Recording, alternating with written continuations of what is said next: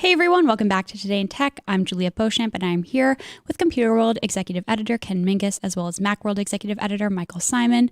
We are live on LinkedIn on Computer World's LinkedIn page as well as on YouTube. So if you have any questions, comments, general thoughts while we're talking, please do let us know in either the comments on LinkedIn or in the live chat on YouTube, and we will do our best to respond while we are talking. So 2021, definitely a newsworthy year for the App Store. Between just this past week, Apple announced that it paid developers $60 billion in 2021. And then also that lawsuit between Apple and Epic Games over the in-app purchasing within the App Store was settled in September. Well, it wasn't settled. It was decided. The judge ruled in Apple's favor for pretty much all counts except one. So big year for the App Store, but we kind of want to talk about what's, taking all of this information into account, what is kind of next. So I guess there's a lot of balls in the air here, right? With what could kind of happen next. There's definitely some regulatory pressure in other countries about offering other payment options. So I don't know, I guess what's going on? Well, I mean, for starters, the court case is still very much ongoing. It was appealed, they both yeah. appealed, Yeah. and that appeal will probably take many more years to flesh out. Apple was this close to having to make the changes. The one thing that it lost was a pretty big one. It was that they had to put a button into an outside app store to an outside payment service, Mm-hmm. and they were close to having to implement that, but they appealed twice that decision. And on the second time, they got to stay, so they don't have to do anything in the U.S. with respect to payment services, which is really what this is all about, money. Mm-hmm. So they won't have to make any changes with that until the court case is settled, which will probably, what are we now, 2022, maybe 2026, 27, 28. I mean, it's a while. Don't you think they're going to have to make some changes before then, Mike? I mean, they may not have to do that. Have to, no. I mean, have to is in court ordered, no. Maybe. Not in the U.S., but elsewhere in the world? Well, yeah. So in Korea, was it Korea? South this Korea. week? South Korea. So they did have to, Google as well. They did have to add links to outside payment in that country. So yeah, there might be small little cases that pop up. Perhaps the EU, they're always very stringent with that stuff. They go after Google all the time. Maybe in the US, I don't think so.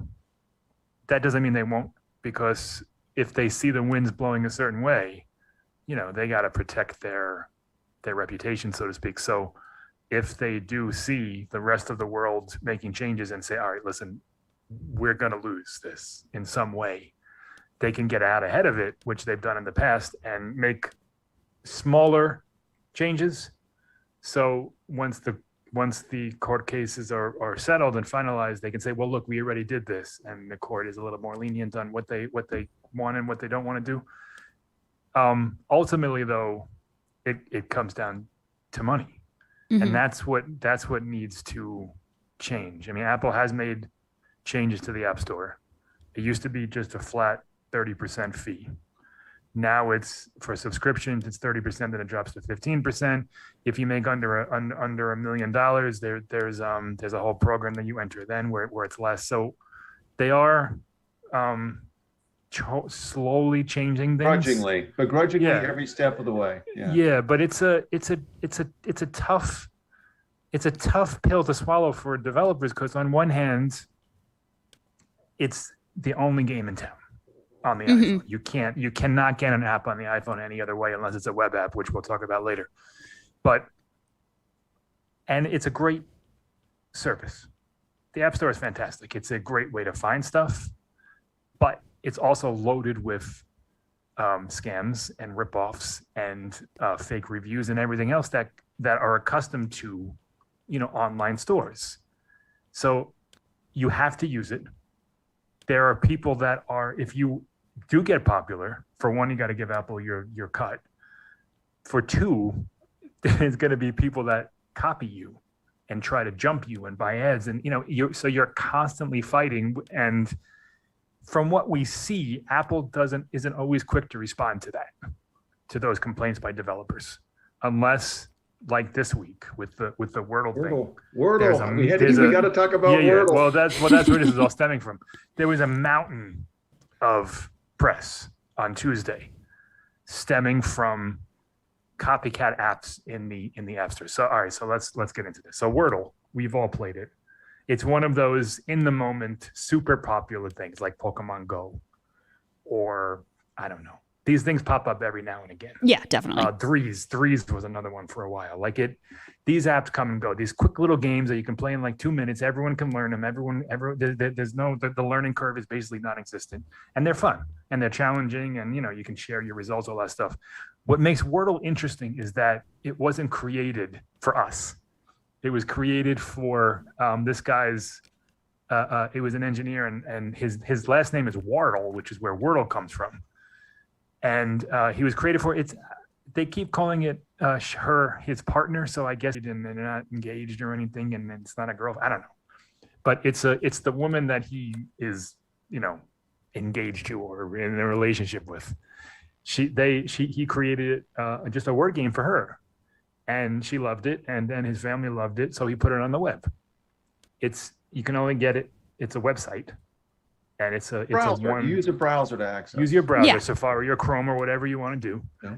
And it just caught fire. And then the New York Times featured it, and then it caught even more fire. So now it's a huge phenomenon. It'll last a couple of weeks and then it'll go away.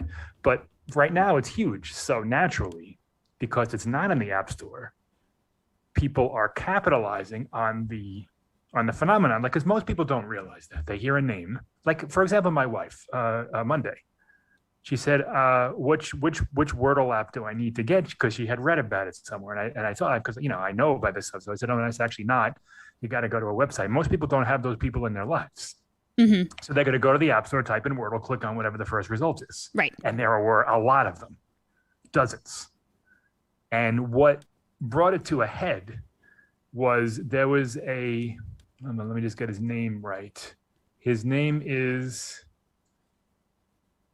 Zachary, I guess Shakked is his name, Shakked.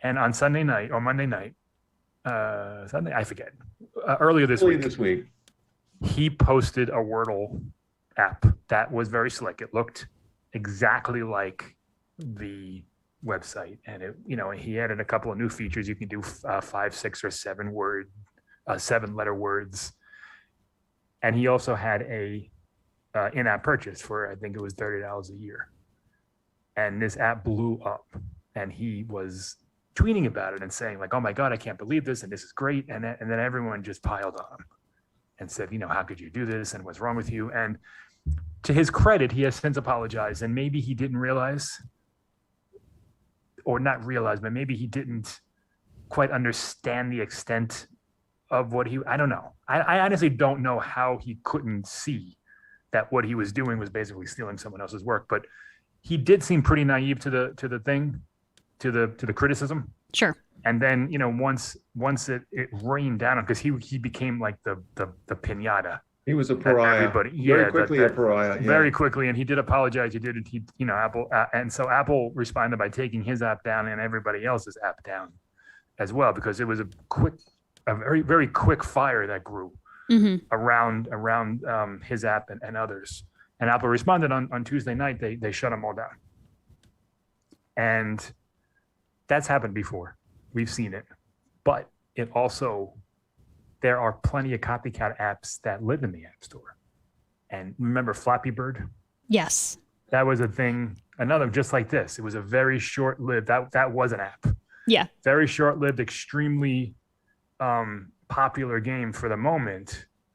And what made it so interesting was that it was nearly impossible to play. Like, it was very hard to get past a certain point or even really to get anywhere. And people just became addicted to, because all you did was tap your screen. It was super easy to play. Again, low learning curve. And so people, other developers they copied it. It was Flappy Bird and Flappy Pig and whatever the hell else there was. There was a whole bunch of Flappy apps. Mm-hmm. And I can't remember. It was a while ago. I don't remember how Apple handled it, but I do remember the Flappy Bird developer. I think he pulled his app from the store or something happened. Yeah. Then there were a bunch of clones that popped up in its place, and it was a whole thing. So what seems to have to happen is there needs to be like a bad PR moment for Apple to take action Sure. against these apps where it's supposed to be like, this is what they're being paid for.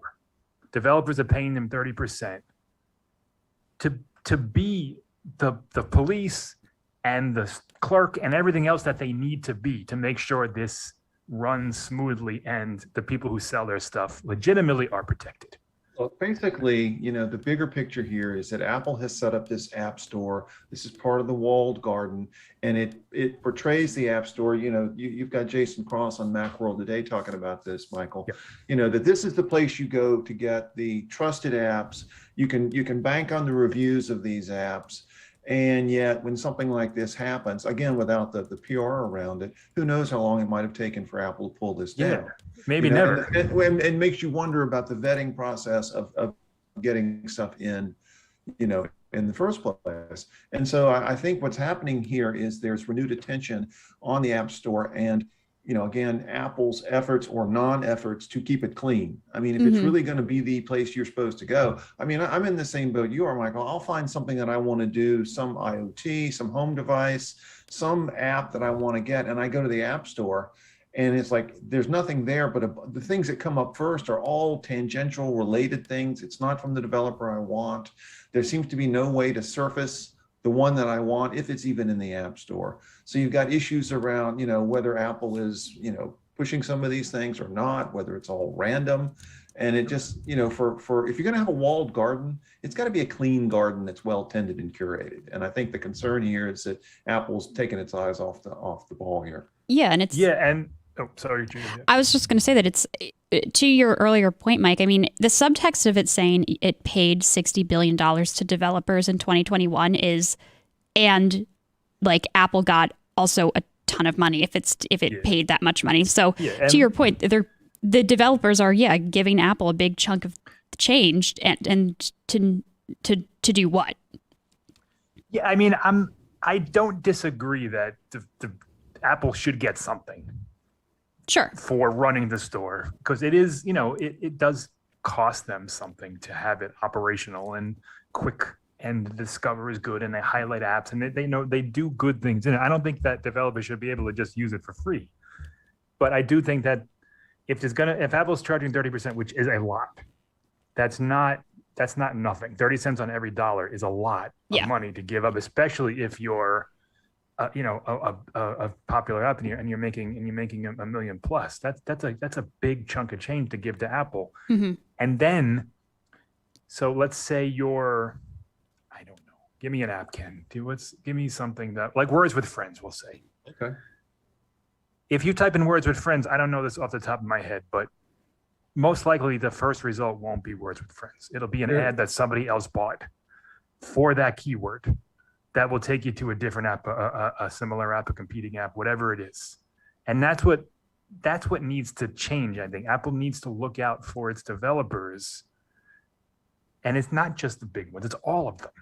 Like when someone's looking for something, like when I go to ShopRite and I'm looking for ground beef, I don't go to ground beef and all of a sudden ground chicken comes up first because someone, bought a placement. Like when you go to a store to buy something, you should have an expectation that what you're looking for, you're going to be able to find and not have to, wade through a bunch of things that you don't want first to get to the thing that you want. And the thing is, to your point, Michael, Apple does do a really good job of, overall giving customers a good experience. So when you've got something like this that clearly is not a good experience, it really stands out. And you've got a lot of competing interests here. You've got Apple, which of course wants to have developers making lots of cool apps for its devices. You've got developers who need that, who want to get to that audience. They want to get their apps out there, and the best and basically only way to do it is through the App Store. And then you've got, again, these competing pressures that are coming from regulators around the world about payments and how they're handled and how much Apple is taking and how that's structured, and so at the very least, Apple needs to make this, again, to beat a dead horse, if you're going to be in a walled-in garden, it has to be a garden that, works for both you and whoever's planting the plants there, the apps. Yeah. And if not, it's going to be a problem, and it's going to turn into more of a legal problem down the road if Apple doesn't clean this up, I think. Maybe, and it's also like most people who use the App Store, they're not as invested daily in technology like we are. Yeah. So they get scammed. You'll see an app with 20,000 reviews and 4.5 stars. Like, oh, that's great. No, because 90% of those reviews are bought.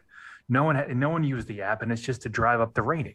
Mm-hmm. Or a subscription pops up for $9.99, but you don't realize that that's weekly, and then you got to jump through hoops to cancel that. And it's there. There are lots of scams that are run through the App Store legitimately that Apple doesn't seem to be interested in fixing. So what's the I don't know. What is a solution? What are solutions? What are some steps that either of you see as necessary to take to clean up the App Store experience, let alone any sort of regulatory pressure? I mean, I'm not going to claim to know the answers to that because it's hard. That's fair, yeah. We'll weigh in anyway, Michael. We may not know the answers, but we have lots of thoughts. There's millions of apps at any given moment that people are searching for, but Apple boasts that there are human curators behind this thing, and I'm assuming they're paid well enough where they continue to work there. I don't know what they get paid. They're probably on contract. There's a lot of things there, but Apple has enough money where it could hire a team of 1,000 people just for that. And that's their job. They're not just checking off a button. Okay, this is approved, this is approved, this is approved. They're spending 20 minutes or whatever it is on each app, and they're figuring out, okay, this one is a little scammy with the in-app purchases. I got this one has too many reviews. Let's look at that. There doesn't seem to be anything that is done on a regular basis until we hear about it that really kind of polices that stuff. And I'm sure there are people. I'm sure they have people that do that. Maybe it's not enough. Maybe, I don't know, maybe they need to double their efforts, whatever it is. If you were in a store and this was happening at a Macy's or a department store, they would hire people to fix it. And I think that's what has to happen here. I mean, Apple is a $3 trillion company. They're going to report their earnings in 2 weeks, and I'm sure they made $120 billion last quarter. They got the money. They could fix it. There are also tools that they can use when, you think about something as large and evolving as the App Store, something like ALML that can basically scan all of the apps that are there and like you say, suddenly maybe sees that some new app has 30,000 reviews and they're all glowing and they're all 4 or 5 stars. Mm-hmm. That should send out an alarm or an alert to someone who can say, okay, here's where you want to look. Or, I don't know that there's a way you could, if you were trying to avoid the Wordle issue that came up this week, I don't know that there's a way you could avoid, unless somebody happened to know about Wordle as a web app and said, hey, wait a minute, where'd this come from? That's going to be pretty hard to do. But Apple has to be pretty quick to respond when it does become very obvious that there's something going on. So it's a matter of resources and tools to ferret these things out. Yeah. And I think, in the case of Wordle, yeah, you can say that maybe one gets through, but once you see 2, maybe look or into 30 that pop up. Yeah, that say, well, why does every app have the same name? And then you allow all of them on there with the same name. Like if people are reviewing this stuff, you should be able to spot things like this with the right amount of people and the right resources that are poured into it. I mean, listen, the App Store is great. They have great lists and discovery things, and so they clearly have resources allocated to the App Store. But this and bottom line, I think, and this goes to Jason's point on Macworld. He's got the image up there that says the app you love from a place you can trust. Well, this is the sort of thing that completely undermines trust, or could undermine trust in the App Store. And that hurts not only Apple, it's also going to hurt the developers that are trying to get in there and are trying to reach, their market. So it's a sort of thing that it's sort of a lose-lose if Apple doesn't clean it up. Yeah. Mm-hmm. And really quickly, and it's okay if either of you have no thoughts or no more to say on this topic, that's totally fine. I did want to talk a little bit about the what we briefly discussed earlier, the sort of pressure to offer multiple payment systems within the App Store, and that's kind of how this whole it's one of the reasons how that original Epic Games and Apple lawsuit came about, which is basically that, because Apple doesn't permit other forms of payment, it therefore is, getting a cut of every single dollar that is spent through the App Store. But that's not the case everywhere. And I know you mentioned, one of you mentioned South Korea, perhaps both of you mentioned South Korea. And that is, South Korea has a law that, and this is quoting from a Computer World article that I will link. So in South Korea, a law now requires all App Store platforms to support multiple payment systems. And in a recent statement, Apple said it would comply with the law. So I don't know, I guess. They just passed that law a month and a half ago. It was recent. Yeah, it's very recent. You're talking about the Johnny Evans piece Yes. from yesterday. Yes. And he actually made a very interesting point that if Apple is going to be required to offer multiple payment systems, that it might very well be in a position to create it, basically take the way that it takes in payments now, create its own Apple app payment system, and then that would be featured on other, maybe even rival areas, so that, Right.